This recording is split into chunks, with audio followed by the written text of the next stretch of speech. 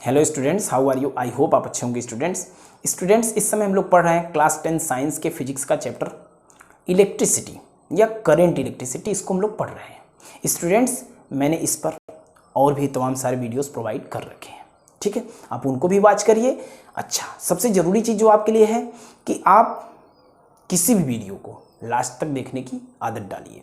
आप अगर आपके पास टाइम नहीं तो मत देखिए, कोई दिक्कत नहीं है, लेकिन आपके पास जब भी टाइम हो किसी के भी वीडियो, जरूरी नहीं कि मेरे ही, जहाँ से भी आपको कॉन्सेप्ट अच्छी तरह से क्लियर हो जाए उनके ही वीडियोस देखिए। लेकिन क्या करना है, आपको लास्ट तक देखना है। इससे फ़ायदा क्या होगा आपका कि आपकी नॉलेज में शार्पनेस आएगी, आपकी नॉलेज कंप्लीट होगी, क्लियर है, इंक्रीमेंट देखने को मिलेगा आपकी नॉलेज में, और कॉन्सेप्ट तो आपको खूब क्लियर होंगे अगर आप कोई भी वीडियोस क्या करते हैं, लास्ट तक देखते हैं। जी बिल्कुल स्टूडेंट्स, आपका कुछ भी नहीं लगता अगर आप चैनल को सब्सक्राइब करते हैं, ठीक है ना, क्योंकि इसका फ़ायदा आपको होगा कि मेरे जो भी वीडियोस आपको मिलेंगे वो उनके नोटिफिकेशन आपको टाइम टू टाइम मिलते रहेंगे, ठीक है ना। इसलिए चैनल को सब्सक्राइब करिए अगर लगता है कि आप मुझसे अच्छी इन्फॉर्मेशन पा सकते हैं, ठीक है ना। इसी शर्त पे आप चैनल को सब्सक्राइब करिए। अगर लगता है कि नहीं वीडियोज़ आपके काम के नहीं, आपको इन्फॉर्मेशन उतनी अच्छी नहीं मिल पा रही, तो नो डाउट आपकी फिर मर्जी, ठीक है। तो टॉपिक में शुरू करते हैं। करेंट इलेक्ट्रिसिटी, इलेक्ट्रिसिटी है क्या जी?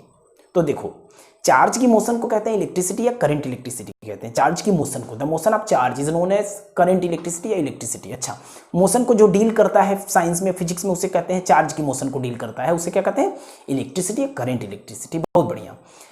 मैं आपको बताना चाहूँगा या बताया हूँ कि अगर कोई कंडक्टर हो, उस कंडक्टर से 1 कूलम चार्ज फ्लो कर रहे हैं, तो कितने इलेक्ट्रॉन होंगे, कितने इलेक्ट्रॉन वहाँ पे हो सकते हैं, आप कैसे बता सकते हैं इस चीज़ को? तो मैंने एक फार्मूला आपको बताया था, Q is equal to N E, Q is equal to N E.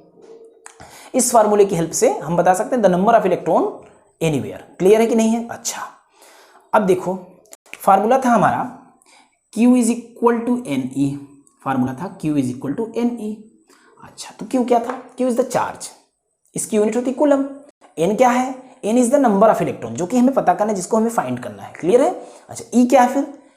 E is the charge on 1 electron. E क्या है? चार्ज किस पर? 1 इलेक्ट्रॉन पर। ये कितना होता है जी? तो E को कह सकते हो कि E की जो वैल्यू होती है वो आपको पता होगी, 1.6 into 10 to the power -19 coulomb. बहुत बढ़िया, क्लियर हुआ। अब मैं बोलूँ 1 कूलम चार्ज हो या कुछ कितने भी कूलम चार्ज हो, आपको नंबर ऑफ इलेक्ट्रॉन पता करने, तो कैसे आप बता सकते हो? यहाँ पे तो अभी मैं ले रहा हूँ 1 कूलम चार्ज की बात कर रहा हूँ, तो हमारे पास Q कितना दिया हो? 1 कूलम दिया हो। Q कितना दिया हो? 1 कूलम। तो क्या मैं नंबर ऑफ इलेक्ट्रॉन निकाल सकता हूँ? जी निकाल सकता हूँ। N ही तो निकालना है आपको।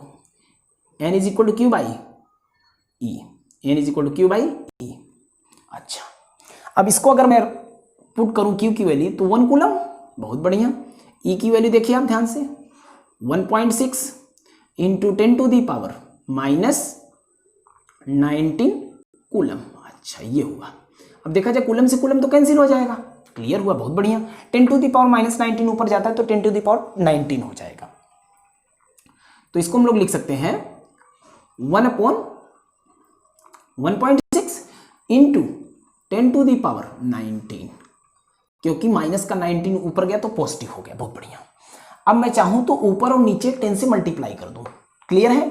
तो ये हो जाएगा 10 और ये हो जाएगा 16। अब अगर इतना होता है तो देखो ध्यान से, 10/16 हो गया। अच्छा, ये हो गया, और इंटू 10 टू दी पावर 19 हुआ। क्या मैं यहां से 10 की एक पावर से मल्टीप्लाई कर दूं तो 100 हो जाएगा। अच्छा, ये हो जाएगा 100/16, 100/16। उस केस में पावर कितनी बचेगी यहाँ पे?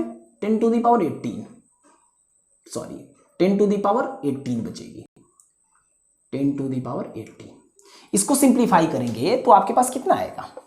आपके पास आएगा, यहां पे मैं लिख दे रहा हूं, यहीं पे लिख दो, कोई दिक्कत नहीं, 6.25 इंटू 10 टू दी पावर 18 क्या इलेक्ट्रॉन्स होंगी 1 कूलम चार्ज में। जी बिल्कुल सही सुना आपने।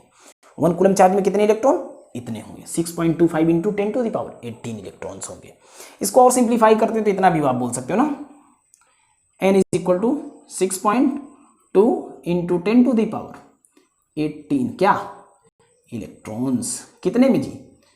1 कूलम में इलेक्ट्रॉन्स। बहुत बढ़िया, ये बात अपने को क्लियर हो गई है। अब बात कर ली जाए इलेक्ट्रिक पोटेंशियल क्या होता है जी। इलेक्ट्रिक पोटेंशियल नाम की भी तो कोई चीज होती है, इसको समझा जाए। देखो पहली चीज तो आपको समझ में आ जाए कि दो सेम चार्जेस होते हैं तो क्या करते हैं, दो अपोजिट चार्जेस होते हैं तो क्या करते हैं, तो दो सेम चार्जेस एक दूसरे को रिपल करते हैं, यानी एक दूसरे पर रिपल्सन फोर्स लगाते हैं। अच्छा, दो अपोजिट चार्जेस होंगे तो दोनों एक दूसरे को अट्रैक्ट करेंगे। क्लियर है? अच्छा, ये बात तो समझ में आ रही है।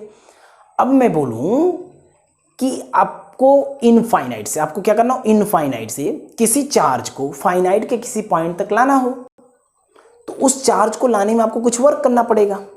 जो वर्क आप करोगे, क्लियर है, और जितने चार्ज को लाओगे उन दोनों के रेशियो को उस पॉइंट का पोटेंशियल कहेंगे जिस पॉइंट पर आप ला रहे हो, उस पॉइंट का इलेक्ट्रिक पोटेंशियल कहेंगे जिस पॉइंट पर आप ला रहे हो। समझ में आई बात कि नहीं आई? तो कैसे डिफाइन कर सकते हैं, किसी चार्ज को इनफाइनाइट से फाइनाइट के किसी पॉइंट तक लाने में जो वर्क किया और चार्ज के रेशियो को कहेंगे electric potential at that point, जिस पॉइंट पे हम ला रहे हैं। जी बिल्कुल सही।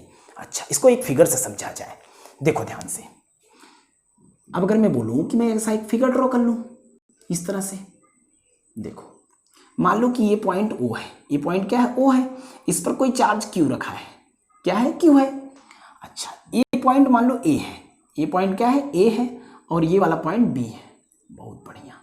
और ये डॉटेड के बाद मैं इनफाइनाइट बना दे रहा हूं, ये इनफाइनाइट है। मान लो कि इनफाइनाइट पे कोई चार्ज Q डैश है, क्या है, Q डैश है। क्लियर है? Q और Q डैश दोनों सेम चार्जेस हैं, पॉजिटिव चार्जेस ही हैं। तो सेम चार्जेस होंगे तो कैसे फोर्स लगाएंगे, रिपल्सन लगाएंगे, यानी एक दूसरे को दूर करेंगे। मैं क्या करूंगा, Q डैश को अगर इनफाइनाइट से B तक लाऊं तो क्या मुझे उस रिपल्सन फोर्स के अगेंस्ट वर्क करना पड़ेगा, जो रिपल्सन फोर्स दूर कर रहा मैं उसके अगेंस्ट वर्क करके लाऊंगा इनफाइनाइट से B तक। क्लियर है? अच्छा, मान लो कि यहां इनफाइनाइट से B तक लाने में मैंने W जूल वर्क कर दिया। क्लियर है? कितने चार्ज को लाने में, Q डैश चार्ज को लाने में। समझ में आई बात कि नहीं है, Q डैश कूलम चार्ज को लाने में। अच्छा, तो फिर पोटेंशियल B का कितना होगा, पोटेंशियल जहां पे ला रहे हैं वहीं का पोटेंशियल, तो B का पोटेंशियल कितना होगा, तो आप बोलोगे, देखो पोटेंशियल को V से डिनोट करते हैं, मैं B पे ला रहा हूं तो VB लिख सकता हूं। तो VB इज इक्वल टू क्या हो जाएगा, कितना वर्क किया, W अपॉन में ये चार्ज जितने को आप ला रहे हो Q डैश। बहुत बढ़िया, ये हो गया। क्लियर है? अच्छा, तो ये हो गया पोटेंशियल एट B। ध्यान रहे कि जिस पॉइंट पे लाते हैं उस पॉइंट का हम पोटेंशियल निकालते हैं। क्लियर हुआ है? बहुत बढ़िया। कहां से ला रहे हैं, इनफाइनाइट से ला रहे हैं। अच्छा, इतना तो समझ में आ ही गया है। अब मैं बोलूं कि पोटेंशियल की यूनिट क्या होगी इलेक्ट्रिक पोटेंशियल की, तो आप बोलोगे जी वर्क की यूनिट होती है जूल, चार्ज की यूनिट होती है कूलम, तो जूल पर कूलम बोल लीजिए। क्या इसको आप बोल सकते हो, जूल पर कूलम, पोटेंशियल की यूनिट जूल पर कूलम। बहुत अच्छा, इतना समझ में आ रहा है। क्या इसकी कोई और यूनिट भी पॉसिबल है? जी होती है। पोटेंशियल की या इलेक्ट्रिक पोटेंशियल की एसआई यूनिट होती है वोल्ट।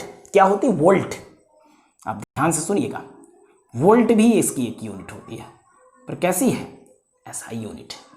इलेक्ट्रिक पोटेंशियल की एसआई यूनिट क्या होती है, वोल्ट होती है। The SI unit of electric potential is to be volt, no doubt. Clear है?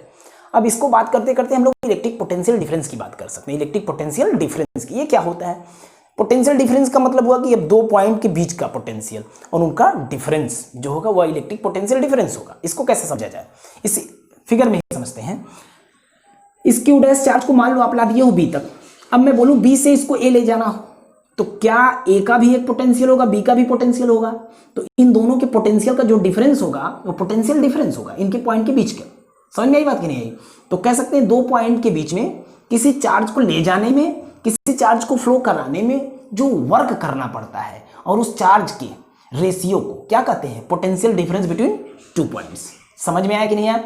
यानी चार्ज कौन, Q डैश किसके किसके बीच ले जा रहे हैं, B से A के बीच ले जा रहे हैं। मान लो वर्क किया फिर से W, तो क्लियर है, समझ में आया कि नहीं आया? तो क्या हो जाएगा potential difference between these two, VA minus VB is equal to W by Q dash. समझ में आया? जी आ गया होगा।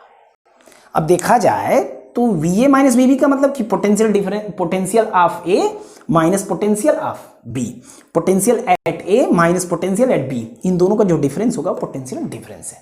सिंपल सी बात कि दो पॉइंट के बीच में किसी चार्ज को फ्लो कराने में हमने जो वर्क किया और उस चार्ज के रेशियो को, जिस चार्ज को हमने फ्लो कराया, उन दोनों को क्या कहते हैं, उनके रेशियो को क्या कहते हैं, पोटेंशियल डिफरेंस बिटवीन 2 पॉइंट्स या इलेक्ट्रिक पोटेंशियल डिफरेंस। सो इसकी यूनिट भी तो वही होगी, जूल पर कूलम या वोल्ट होगी। पोटेंशियल डिफरेंस या इलेक्ट्रिक पोटेंशियल दोनों की यूनिट क्या होती है? वोल्ट होती है। एसआई यूनिट वोल्ट होती है। बहुत बढ़िया, समझ में आ गया जी। अब मैं बोलूं कि 1 वोल्ट को आप डिफाइन करके दिखाइए। 1 वोल्ट किसे कहते हो? तो 1 वोल्ट कैसे आप बोल सकते हो जी? 1 वोल्ट बोलने का तरीका कहां से आपके पास आएगा? 1 वोल्ट कैसे आप डिफाइन कर सकते हैं? क्वेश्चन ये है आपके पास। अब सोचो आप, 2 पॉइंट के बीच में अगर मैं यूनिट चार्ज फ्लो कराऊं और इस यूनिट चार्ज को फ्लो कराने में मैं यूनिट वर्क करूं, क्लियर है कि नहीं है? तो मुझे जो पोटेंशियल डिफरेंस मिलेगा इनके बीच का वो कितना मिलेगा? 1 वोल्ट मिलेगा। यानी 1 कूलम चार्ज को फ्लो कराने में 1 जूल वर्क करना पड़ जाए 2 पॉइंट के बीच में, तो मुझे पोटेंशियल कितना मिलेगा? उन पॉइंट के बीच में पोटेंशियल डिफरेंस कितना मिलेगा जी? 1 वोल्ट मिलेगा। किसी चार्ज को इनफाइनाइट से मान लो ला रहे हैं, वह चार्ज 1 कूलम है, चार्ज को इनफाइनाइट से फाइनाइट के किसी पॉइंट तक लाने में 1 जूल वर्क किया, तो उनका पोटेंशियल कितना होगा जिस पॉइंट पे ला रहे हैं? तो होगा 1 वोल्ट। समझ में आया कि नहीं आया? थोड़ा सा और समझो ना। अब अगर मतलब हुआ कि V is equal to 1 joule upon 1 coulomb. अब जूल पर कूलम देगा आप वोल्ट, और 1 से 1 तो 1 ही रहेगा, तो क्या हो जाएगा? 1 वोल्ट हो गया। अच्छा, ये मतलब हो गया। इतनी बातें तो समझ में आ रही हैं। अब मैं बोलूं कि मान लो 2 पॉइंट है, उनके बीच में किसी चार्ज को फ्लो कराया मैंने, ठीक है ना? वह चार्ज था 4 कूलम। कितना था? 4 कूलम था। उस चार्ज को फ्लो कराने में मुझे मान लो कि 14 जूल वर्क करना पड़ा। कितना वर्क करना पड़ा? 14 जूल। देखो जी, पोटेंशियल था, पोटेंशियल पता करना है, कितना वर्क किया मैंने? 14 जूल। कितना मैंने चार्ज फ्लो कराया? तो आप बोले 4 कूलम। अब सॉल्व करोगे तो क्या आपको मिलेगा कुछ? देखोगे तो 3.5 वोल्ट। समझ में आ रहा कि नहीं यार? जूल पर कूलम से क्या मिलेगा? वोल्ट मिलेगा। और 4 से 14 को डिवाइड करोगे तो कितना आएगा? 3.5 आएगा। सिंपली कर सकते हो कि नहीं कर सकते? बड़े आराम से कर सकते हो। अब मैं बोलूँ कि आपने 20 जूल वर्क कर दिया 5 कूलम चार्ज फ्लो कराने में, तो पोटेंशियल कितना हुआ? तो आपका सिंपल सा जवाब होगा जी 4 वोल्ट होगा। आ जाएगा कि नहीं होगा? बिल्कुल आसान है, कुछ भी मुश्किल नहीं है, बड़ा आसान है। समझ में आ रहा है? अच्छा जी, इतनी बातें तो हो गई। कुछ और भी चीजें अपने को समझ में आ जानी चाहिए। देखो, एक होता है अमीटर। आपने नाम सुना होगा अमीटर का, नहीं सुने तो सुनो, जानो क्या होता है अमीटर। अमीटर किसी सर्किट में करंट को मेजर करता है, इलेक्ट्रिक करंट को मेजर करता है सीधे एम्पियर में। किस में मेजर करता है? सीधे एम्पियर में करता है। अच्छा, तो सीधे एम्पियर में करंट मेजर करता है अमीटर किसी सर्किट में। सो हम किसी अमीटर को सर्किट में लगाते हैं सीरीज ऑर्डर में। कैसे लगाते हैं? सीरीज ऑर्डर में। ध्यान रखिएगा, किसी अमीटर को सर्किट में सीरीज ऑर्डर में लगाते हैं। अमीटर करंट मेजर करता है, इलेक्ट्रिक करंट मेजर करता है किसी सर्किट में, किसमें? एम्पियर में मेजर करता है। समझ में आया? अच्छा जी, किस में लगाते हैं अमीटर को? सीरीज में लगाते हैं। फिर आता है वोल्ट मीटर। ये वोल्ट मीटर क्या है जी? तो वोल्ट मीटर का सीधा सा मतलब होता है कि 2 पॉइंट के बीच का पोटेंशियल डिफरेंस या इलेक्ट्रिक पोटेंशियल डिफरेंस मेजर करने की जो डिवाइस होती है, इंस्ट्रूमेंट होता है, उसे कहते हैं वोल्ट मीटर। ठीक है ना? वोल्ट मीटर का सीधा सा काम होता है कि 2 पॉइंट के बीच का पोटेंशियल डिफरेंस कितना, इस चीज को मेजर करके आपको बता दे, उसे कहते हैं क्या? Volt meter. अच्छा, इसको कैसे लगाते हैं किसी सर्किट में? तो पैरेलल ऑर्डर में लगाते हैं। किसी सर्किट में पैरेलल में लगाते हैं वोल्ट मीटर और सीरीज में लगाते हैं मीटर। याद रखिएगा बिल्कुल। इतनी बातें तो अभी तक क्लियर हो गई होंगी आपको, ऐसी मैं उम्मीद कर सकता हूं। अच्छा, कॉन्सेप्ट क्लियर हुआ है कि नहीं हुआ? अभी तक हो जाना चाहिए। नहीं हुआ है तो आप कमेंट करके फिर भी पूछ सकते हैं कि कौन कौन से टॉपिक्स या कौन कौन से कॉन्सेप्ट आपसे थोड़े रह गए जो आपको समझ में नहीं है। मैं उनके रिप्लाई करने की कोशिश करूंगा, उन पर और भी वीडियोस आपको प्रोवाइड करूंगा। अच्छा, अब ये बातें तो हो गई वोल्ट मीटर और अमीटर की, ठीक है ना? अब थोड़ी और कुछ बात कर ली जाए। देखो, किसी सर्किट में करंट क्यों फ्लो होता है, इसके बारे में आप जान लो। किसी सर्किट में करंट फ्लो होने के पीछे जो रिस्पॉन्सिबल थिंग होती है वो होती है पोटेंशियल डिफरेंस। अगर शायद पोटेंशियल डिफरेंस ना हो तो मैं कहूंगा कि करंट फ्लो नहीं होगा। आप बोलोगे ऐसे कैसे आप बोल सकते हो? सुनो ध्यान से। पोटेंशियल डिफरेंस का मतलब होता है, इलेक्ट्रिक पोटेंशियल का मतलब होता है लेवल। क्या? लेवल।